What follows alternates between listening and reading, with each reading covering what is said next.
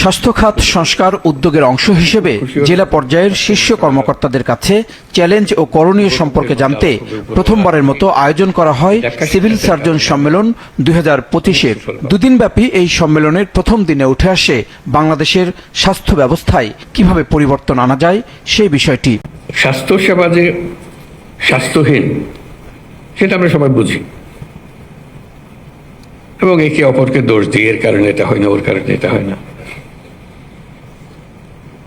দোষ দিলে তো স্বাস্থ্যহীনতা দূর হয়ে যাবে না, এটার প্রতিকার করতে হবে যাতে করে আমরা স্বাস্থ্যসেবা সঠিকভাবে করতে পারি। মানুষ হিসেবে আমাদের কোনো ঘাটতি আছে, তার সক্ষমতা হিসেবে তার ঘাটতি আছে, আমার মনে হয় না, কিন্তু সামষ্টিকভাবে আমরা ওই ঘাটতিটা পূরণ করতে পারছি না, যেটা ব্যবহারের মধ্যে আমরা প্রয়োগ করতে পারছি না। তো সেটাই নিজেদের কাছে আত্মজিজ্ঞাসা যে কিভাবে করলে আমরা এটার থেকে পরিত্রাণ পাবো। প্রধান অতিথি হিসেবে প্রধান উপদেষ্টা আরো বলেন, মুচলেখা দিয়ে কিংবা নির্দেশ দিয়ে কাজ করানো যায় না, পরিবর্তনটা আসতে হবে নিজের ভেতর থেকে, তাহলেই এই খাতকে এগিয়ে নেওয়া সম্ভব হবে। এগুলো পরে হোক, কিন্তু যেভাবে আছে এইভাবেই যদি আমরা করতে চাই, তাতে শুধু মন ঠিক করা যে আমি করবো, অন্য কে কি করলো না করলো ওর দিকে তাকাবো না, আমি আমারটা ঠিক মতো করবো,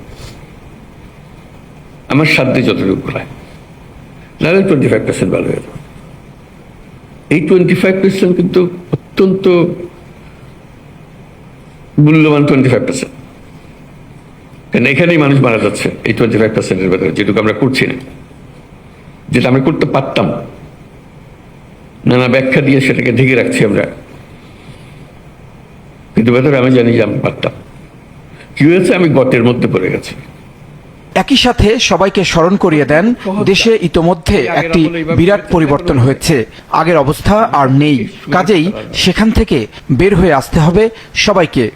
আগের আমল হাওয়ায় বিলিয়ে গেছে, নাই। অর্থাৎ আমরা গুহা থেকে বের হয়ে এসেছি 1000 বছর পরে, আর পৃথিবীর সামনে সেই গুহার মানসিকতা দিয়ে তো এই পৃথিবী চলবে না। গুহা কি ছিল, কারণ তারা সে দেখে নাই, তা পরবর্তী প্রজন্ম দেখে নাই, তারা দেখেছে যে আপনারা গুহার থেকে বেরিয়ে এসছেন, আপনারা কেন বসেছেন? আমরা কিন্তু গুহাবাসী হিসেবে হাত পা বন্ধ করে বসে আছি, গুহার থেকে যে বেরিয়ে গেছি। দুদিনব্যাপী এই সম্মেলনে 13টি মন্ত্রণালয়ের 11টি কার্য অধিবেশন অনুষ্ঠিত হবে, যেখানে খোলামেলা আলোচনা হবে স্বাস্থ্য খাতের সমস্যা ও উন্নয়ন নিয়ে। আমাদের উপর সারা বিশ্বের